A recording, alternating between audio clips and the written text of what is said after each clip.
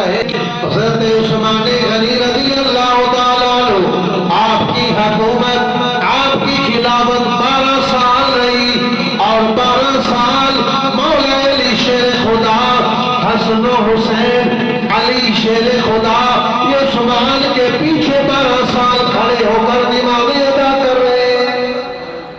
جس کو علی اپنا امام بنائے، جس کو حسن و حسین اپنا امام بنائے، آج 14ویں صدی کا کوئی بھنگی شرابی اس عثمان کے ساتھ ان کو برا بھلا کہے، وہ برا عثمان کو نہیں بلکہ علی شیر خدا کو بھی برا کہہ رہا ہے۔ حضرت عثمان غنی آپ کے پیچھے مولا علی حسن و حسین نے کتنے سال نماز پڑھی؟ 12 سال۔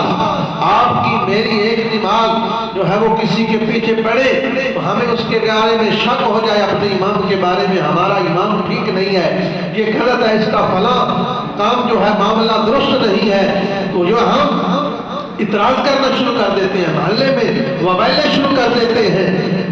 وہ برادران اسلام مولا علی شیر خدا حسن و حسین جنہوں نے 12 سال عثمان کو اپنا امام تسلیم کیا، پھر مولا علی شیر خدا کے فیصلے کو ہی مان لے، اگر عثمان کو ویسے نہیں مانتے حسن و حسین کو مان لے، تو مولا علی شیر خدا رضی اللہ تعالی عنہ آپ نے عرض کی اگر آپ اجازت دیں تو ہم ان کو جہنم واصل کریں گے۔